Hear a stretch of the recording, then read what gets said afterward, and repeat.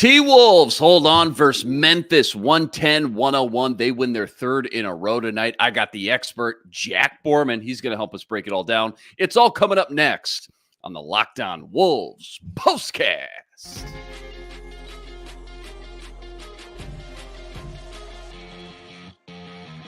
You are Locked On Wolves POSTCAST, part of Locked On Minnesota on the Locked On Podcast Network. Your team every day. What's up? What's up? Back in the lab, back at it. Another T-Wolves POSTCAST episode right here on the Locked On Sports Minnesota Network. You got myself, Luke Inman, at Luke_Spinman. See that? That's the man. Jack Borman, he's on Twitter, at JRBorman13. And Jack, before we jump into all the action tonight, quick reminder, tonight's episode brought to us by FanDuel. Make every moment more. Right now, new customers, you're getting $150 in bonus bets with any $5 bet. That's $150 if your $5 bet wins. Visit FanDuel.com/lockedon today to get started. All right, man. They can't ever just make it easy on us, can they? Wolves coming in, looking for their third in a row versus a really banged up, beat up Memphis Grizzlies team. And bro, I mean, you couldn't script a worse start. Wolves got down, 14-0 in the blink of an eye. I mean, the home crowd had to wait like 7 straight minutes until they made their first shot, and they finally got to sit down. That was excruciating to watch, but they scratch and claw their way back. 14-3 run to finish the third quarter, the go up 3. I think they made 9 straight shots during that stretch and started to kind of figure things out. Nonetheless, though, Memphis just wouldn't go away. It was actually kind of impressive considering what they've been through this season. This one came down to the final minutes. It looked a lot harder than I think everyone expected it would, but end of the day, a win's a win, no matter how you slice it, especially in the NBA. Ant leads the way with, 34 points. Huge Jaden McDaniels game. Can't wait to get into that here in a second. But Wolves win their 42nd game of the year, 110-101. They got a 3-game winning streak now, and they sweep the Grizzlies this year, 4-0. Kick us off, Jack. What's your biggest bullet points, your biggest observations from this one? Yeah, I mean, you nailed it, right? And that third quarter was really when the entire tenor of the game changed, and it all had to do with Anthony Edwards. So Anthony Edwards played in the FIBA World Cup this past summer, and Jaren Jackson Jr. was one of his teammates, the Memphis Grizzlies star, of course. And Jaren Jackson Jr. was going nuts in the first part of the third quarter. Memphis, their first 6 baskets, I believe, were all inside the paint. And then, they added a couple more from the free throw line, and Jackson was getting whatever he wanted at the paint. And so after Jackson scored at the 6, I think it was 6:01, 6:02, Ant decided to guard Jaren Jackson himself. Jaren Jackson and Ant were on the floor pretty much at the same time the rest of the game. They both played the rest of the third quarter. They both came in about 3 minutes into the fourth quarter. So Ant was matched up with him the whole entire rest of the game. Jaren Jackson was sitting on 27 points when Ant started to guard him. Finished the game with 33 points. So Ant held him to 6 points. He shot well under 50%. I don't have the exact numbers for what he shot while Ant was guarding him, but the Timberwolves were down 6 when this started. They ended up winning by 9. So they were a plus 15 when Ant decided to guard Jaren Jackson Jr. And all throughout this, Ant scored 19 of his own to just completely take the game over for the Timberwolves, which was pretty impressive. He just flipped the entire game on its head, reinfused a ton of energy into the building, which was nuts. He had 18 points in the paint in the second half, which is insane. He had a career-high 5 dunks. All 5 came in the second half. I know if you watched the broadcast, they were hammering that. But yeah, for the Wolves to go on a 23-14 run to end the third quarter, and get into the fourth quarter with a lead, I think was just big for morale, right? And now, we'll talk about this a little later, but to be able to have Monte Morris and Mike Conley as your 2 guys that are handling the ball in the fourth quarter is huge. And the Wolves were able to, sustain some of the Memphis role players, making some really tough shots, whether it was Zaire Williams, Santi Aldama, and they rebounded the ball extremely well in the fourth quarter, which was huge. They did not allow an offensive rebound in the fourth quarter, which was pretty impressive considering that they allowed 17 for 18 second chance points in the first 3 quarters. And so, yeah, Ant was the story in this one tonight. No question. He scored 34 points for the second night in a row, made 11 shots on 21 attempts, which, pretty impressive. I mean, he was 10 of 15 from 2, which was great, and 11 of 11 from the free throw line, right? Anything above double-digit attempts for him is awesome at the free throw line. And he certainly earned it with how much he's driving, and we can get into it a little bit more, but it's just part of a growing trend. I think he's really started to realize that this team needs him to be driving and getting to the basket and imposing his will and changing the physicality of the game by living at the rim rather than settling for a ton of threes or a ton of mid-range shots. He can get by everyone, and he's got enough gas in the tank. He's in great shape to be able to do it. And the fact that he's really kind of taken it upon himself to drive more and more and more aggressively over the last 5, 6, 7 games has been really important for the Timberwolves, and has been a huge reason why their offense has been a lot better in that stretch as well. Wolves tie their season high win total from last year with 42. How wild is that to say? I mean, what a fun season thus far. I can't believe that. We could spend a whole episode just on that topic itself. But yeah, let's stick with Ant for just another minute or two, because I think he deserves it after what he did tonight. And you already touched on it, but for me, it's like, okay, if you sat down and watched this one, it was so obvious who and what changed the tone and the landscape tonight. I mean, I think you nailed it in the opening segment, because for 2.5 quarters, things just looked kind of out of sync, just looked ugly. And then it was Anthony Edwards who flipped that switch. He started helping out on Jaren Jackson Jr., as mentioned, who had 29 in the third quarter. Not only did that help so much on the defensive side of the ball, then he started to heat up offensively, just took control of the game. He flat out just took over, man. Ends the night with 34. You already ripped out all the great stats. He's now averaging over 33 per game in his last 6. That's second in the NBA in points per game since February 4th. It's just so clear here, Jack, that Anthony Edwards is turning into the guy the Wolves need him to be, and he's playing like a legitimate blue chip superstar in the NBA right now. Yeah, no question about it. It's been really fun to watch. I mean, when you look at over the entire season, Ant's averaging 14 drives a game, which is, top 15 in the league, but he's taken that up to 17 and a half over the last 6, like you mentioned. What'd you say? He was second in scoring the last 6? Yeah, I think it's just Doncic, and it's by 0.1 points per game since February 6th. Yeah. Yeah. And then, in that same frame, his drives per game has gone up by 3. So almost 20%. Which has been incredible. And then you just want to look at sheer points scored off of drives in the last 6, third in the league behind Shai Gilgeous-Alexander and Jalen Brunson. So that's great company to keep when you consider how dynamic those guys are in the drive. And for Ant, I think anytime he settles for a jump shot that isn't wide open, it just really feels like he's doing the defense a solid. And now that he's in so much better shape than he was last season or the season before, he has, I think, so much more confidence that at any time in the game, he can just blow by any defender that's in front of him. It doesn't matter who it is, whether it's a big guy, a small guy. I think earlier in his career, we'd see a lot of him settle for a step back 3 when a big was on him, rather than just kind of lulling him to sleep and just darting past him to the rim. And we've been seeing a lot more of that of late, which has been really important. It's creating much easier offense for him. And it's also, too, a big reason why, his assist to turnover ratio has improved a lot more over the last, let's call it 10 games or so, dating back to before the All-Star break as well, because when he's able to drive more, collapse the defense more, he's able to, find those easy corner kicks to shooters, whether it be Jaden McDaniels, Mike Conley, Nickeil Alexander-Walker, Naz Reid, or even Karl Anthony Towns in the slot. And I think the more that he drives, the more he's going to be able to impact the game as a scorer, but also as a playmaker. And that's not to say he shouldn't shoot threes, because he's a very efficient 3-point shooter, especially for someone with his physical profile and his game. And it's just important that he's really doing a great job of continuing to mix it up. And again, tonight, right, his 3-point shot wasn't falling.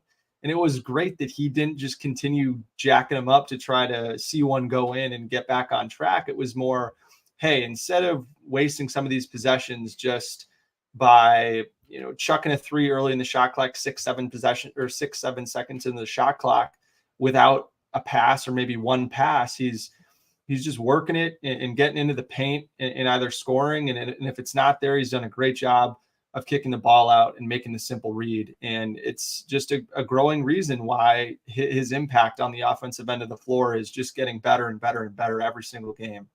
And it's just becoming undeniable. And I think that those, right there, that's a great point as well, from Random Planet there, that he really is doing a great job of not letting the officials dictate the way that he's playing the game. He's just continuing to play his game, whether he's getting calls or not, because I think he can't let foul calls or lack of foul calls deter him from going to the rim, because it's what he's best at.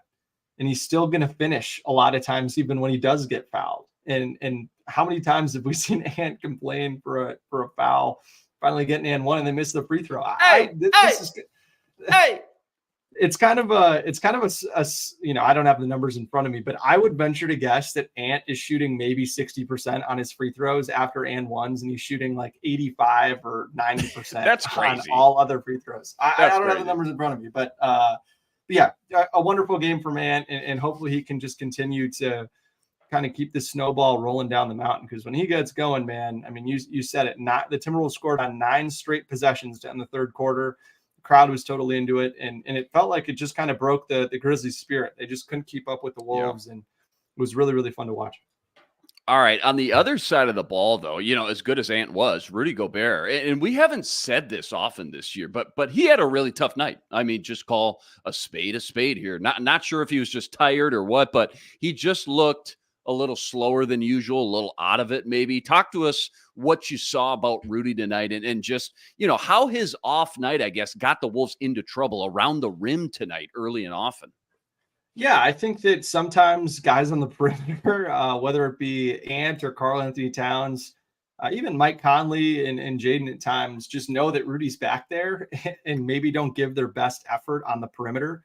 And I think that tonight was a night where, when Rudy isn't playing probably at 100% or isn't having his best game, that just becomes so much more apparent, right? In that we've just gotten so used to Rudy being so dominant on the defensive end of the floor and cleaning up everyone's mistakes, that seemingly the first night that he hasn't been able to clean up everyone's mistakes, everybody's just like, whoa, what happened to Rudy? Right. And I think there was exactly right in terms of, Rudy played almost shade under 40 minutes last night. I believe that's the most minutes he's played in any game this season. He was questionable going into last night with an ankle. I think his ankle sprain was a little bit more substantive than the ankle issue that Ant was dealing with. And I think more than anything, he just didn't look like he had the same energy, the same quickness, wasn't moving around as well tonight. And it was really the first time all season that we've seen that. And so I would not be surprised if, he seemingly is a little bit more questionable going into Friday's game. But nonetheless, it was really important that the Wolves were able to close this game without him, and that they didn't need him to come back in. I mean, he was a -16. And Memphis for most of the game just dominated in the paint, right? They ended up 48-46 in the paint for the Grizzlies, but it was really not that close for the majority of the game. I want to say the Grizzlies were up double digits in that category for probably 80% of this game. And then again, the offensive rebounding, right? Memphis had 17 offensive rebounds for 18 points compared to the Wolves having just 5 offensive rebounds for 5 points. And again, that was a big story, right? Because if you look at just first chance possessions that the Grizzlies had, they had an offensive rating of 101, which is pretty terrible. But then just on second chance possessions, they had an offensive rating of 112, which still not that great, but it is considerably better than their first chance possessions. So basically all that says is that, the Wolves did a great job playing defense on that first shot, but just really struggled to defensive rebound and really struggled to stop the Grizzlies from scoring points for the most part on those second possessions. But then again, right, fourth quarter, Rudy, played, what was it, the first 4:59 of the quarter, and helped set the tone. I mean, they got some stops early in the quarter, and the Wolves, again, did not allow an offensive rebound, which was really important. But yeah, I just think it was a game where, Nas and Carl were moving a lot better side to side and in the paint, and we're contesting more shots. Nickeil Alexander-Walker and Jaden McDaniels combined too. We'll talk more about them, but they had 7 blocks between the two of them.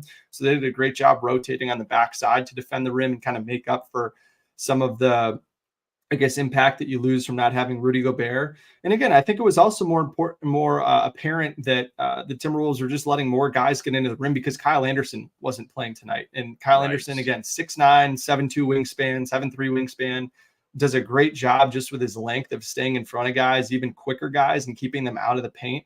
But then when guys do get in the paint, he does a great job of kind of getting in between the offensive players' vision of the rim and forces them to either take tough shots or pass out of the paint.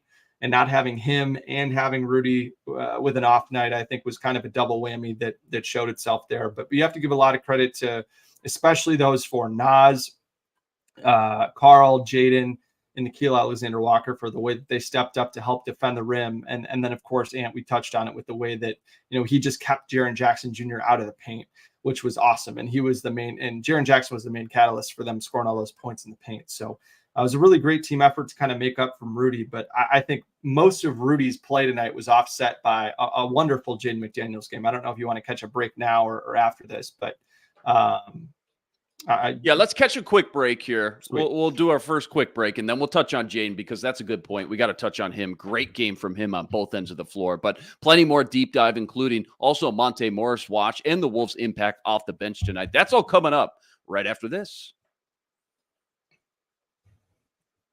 Quick reminder, tonight's postcast brought to us by our friends over at Stitch Fix. Guys, sometimes the biggest cliches in life, they're cliches because they're true.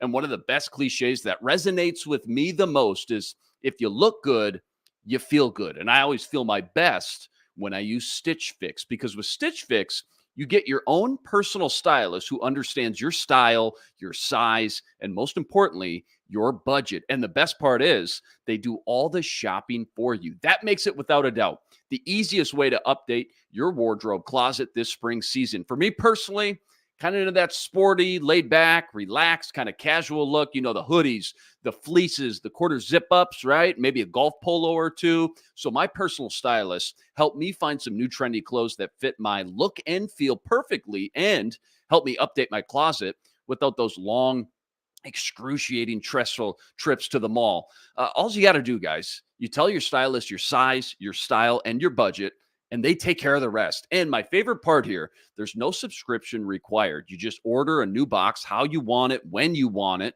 And if you don't like it, no problem. Just send it back on the house. Free shipping, free returns, free exchanges. It's style that makes you feel as good as you look. So go get started today at stitchfix.com/lockedon. That's stitchfix.com/lockedon.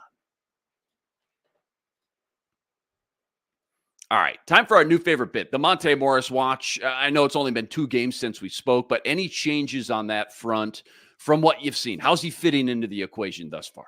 We want to start there instead of Jaden? All right, go ahead. You can start with Jaden. Just go ahead and kind of tie the two in together, however. Yeah. So I think just starting with Jaden really quick. He obviously has struggled, right? And I don't think that we can totally hold it against him necessarily in the sense that I think everybody's going to have ups and downs of the course of their season, right? And the Timberwolves have still found ways to win without Jaden playing at the peak of his powers, right? I mean, he had 2 points, 7 points, 2 points in the 3 games after that 17-point performance in the final game before the All-Star break. And tonight came back with 12 points on 5 of 7 shooting, had made 2 of his 4 threes, had 3 assists, had 3 blocks. Had 2 rebounds. You'd like to see him get closer to 3, 4, or 5 in a game, but again, it's really hard to nitpick with the way that he was really impactful off the ball at the rim tonight. And I think that's something that doesn't really get talked about quite enough with Jaden McDaniels, is that yes, he's one of the best on-ball perimeter stoppers in the entire league, but he's equally as good defending the rim and rotating on the backside of the defense. And just like guys don't think about going at the rim because Rudy Gobert is there, they have second thoughts about attacking the rim on the backside when they know that Jaden McDaniels could be trailing the play, and made a lot of shots really difficult on that back end. And Jaden did a great job, I thought, guarding Vince Williams, who's been a great story for the Grizzlies this season. Held him to 4 of 15 shooting. Also spent time on Zaire Williams, who shot 6 of 14, and 2 of those 14 shot attempts that he made were just these wild circus shots he had at the end of the first half. That big 3-pointer, and then that crazy one deep in the corner, in that right corner in the second half. And for Jaden, it was really nice to see him score early in the first quarter. Again, wasn't in foul trouble really for the majority of this game, which was huge for him. He scored his buckets in a variety of ways. He scored in catch and shoot opportunities. He scored driving it off the catch. He scored in transition a couple times. We saw those 2 huge dunks that he had, one right at the end of the game from Ant, and then another one on that touchdown pass from Carl on his sidelines out of bounds, which was a really heads up play by the 2 of them. And then also drove and scored once or twice in isolation too, which is what you want to see. And really Jaden McDaniels could determine the ceiling of this Timberwolves offense, in the sense that when Jaden McDaniels can get you anywhere from 12 to 17 points in a game, it's huge, right? And this was an off night for Mike Conley, who had 4 points on just 4 shots, and Gobert, who had 8 points on just 4 shots. But I think when Jaden scores in that 12 to 17, 18 points per game range, it just buys you so much more margin for error offensively, right? Ant could have a game where he doesn't play as well. Carl could have a game where he doesn't play as well. Naz could have a game where he doesn't play as well. And I think, too, something that I would like to see more of is Nickeil Alexander-Walker playing more minutes with the starters and Jaden McDaniels playing more minutes with the bench unit, so that you can empower Jaden as a scorer a little bit more to try to build up some of his confidence. That's something that we've talked about a little bit more that I think could happen. We didn't see it as much tonight just because he did such a good job playing alongside Anthony Edwards and Karl Anthony Towns. Those guys played pretty much the whole first quarter, pretty much the whole third quarter, and were really strong in their minutes together for the most part, especially the back half of the first quarter and the back half of the third quarter. So that was huge. But beyond Jaden too, now moving to the bench, I thought was outstanding, right? I think they had 45 bench points last night. They have 39 tonight. Again, they're averaging low to mid 30s on the season, which is in the bottom third of the NBA. And to get two guys in double figure scoring off the bench, I think is a huge win for the Wolves. But we'll start with Naz Reid, who had 19 points tonight on the heels of scoring 22 points last night. Again, was very efficient, 6 of 11, made 4 of his 6 threes, and really did a great job of pushing the pace, right? That combination of Naz Reid and Monte Morris has been incredible in terms of the way that they've played off of stops, especially since the All-Star break. They've done a great job of creating easy opportunities, whether it's for themselves or Nickeil Alexander-Walker, who we saw have a few great rim attacks, especially in those broken floor or kind of early semi-transition in the first 6-8 seconds of the shot clock. He was great as well. But for Naz, the way that he was able to play off the catch, attack, give you those spin, kind of half spin, little right hook, little shimmy, shots, right hook, shot. Yeah. Yep. Exactly. And then, 12 of his 19 points came from beyond the 3-point line and made all 3 of his free throws. So just his shot mix, I thought was really good. And Naz Reid being able to guard 1 through 5 has been such a revelation for this team this season. And he was tremendous again tonight. He's done such a good job of kind of understanding how much space he needs to give a guy in front of him so that he can slide his feet enough to wall off drives, but also be able to contest 3-point shots. He's really figured out all the little nuances of his defensive game that's been really impactful for the Wolves. And again, was super active around the rim, had 2 block shots, 6 rebounds. His rebounding numbers have been up of late, which has been really helpful. And then Nickeil Alexander-Walker, right? He was 0 of 5 from 3 in each of the last 2 games. Got one to drop tonight finally, but it was most of the work that he did off the dribble and in transition to get his 12 points. And then again, 5 assists and 4 blocks for Nickeil Alexander-Walker, which was awesome. And Nickeil Alexander-Walker's assist to turnover ratio has been awesome. They've been getting in that 3 to 6 assists per game range from both Nickeil and Monte Morris without turning the ball over, which has been huge. And that bench unit, right, it hasn't scored very well, but if they can start scoring better as a result of having cleaner playmaking without turnovers, as a result of playing with more pace and getting earlier action in the shot clock without having to let everything drip into the last 5 seconds of the shot clock and throw up scuds or bad shots. They've been generating a lot of clean looks, which has been awesome as a result of their ball movement and their willingness to move it without the ball, set screens for each other, break down the defense, get into the paint, collapse the defense, and kick the ball out, and then just swing around the perimeter, which has been great. So you have to give Nickeil a lot of credit. I think he had 3 blocks in the first half, which was great. And Jeff, that's a great point. That kind of segues me into the Monte Morris conversation that we're going to have here, is that Monte Morris playing more point guard or backup point guard puts Nickeil Alexander-Walker and Kyle Anderson into more of their natural positions, which was something we talked about in that first show after the trade deadline, is that we thought this might happen. And both those guys are more second side creators. They're not guys that you want initiating a ton of your action or having a ton of playmaking burden on them, because that's when you see the turnover numbers kind of start to rise.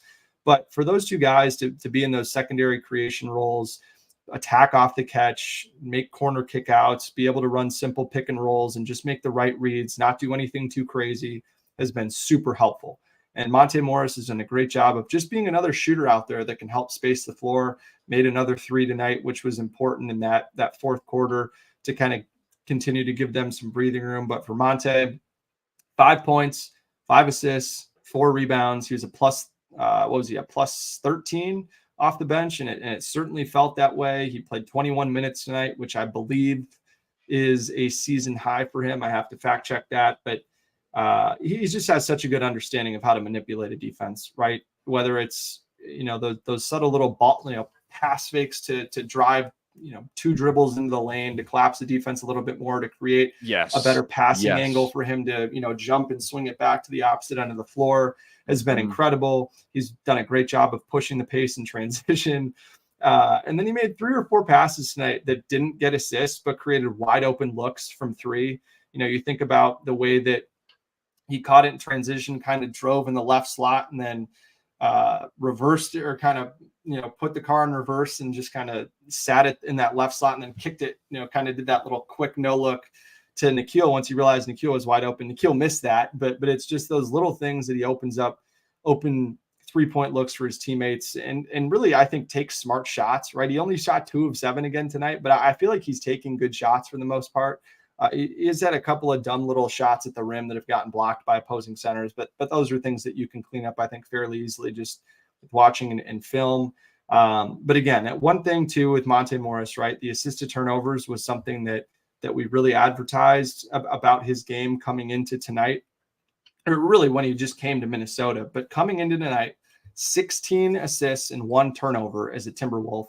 And tonight he had 5 assists and 0 turnovers. So he has 21 assists and 1 turnover since he came to Minnesota. And right, he played the first 10 minutes of that fourth quarter, and they just played really clean, efficient basketball. And the Timberwolves only had 1 turnover in the fourth quarter as a result. I thought they did a great job of moving the ball, taking smart shots for the most part, got to the rim, and generated a lot of good looks. And I don't have the number in front of me right this second for what they shot in the fourth quarter tonight. I think they shot 9 of 24, 1 of 10 from 3, but I still think they generated, for the most part, pretty clean looks.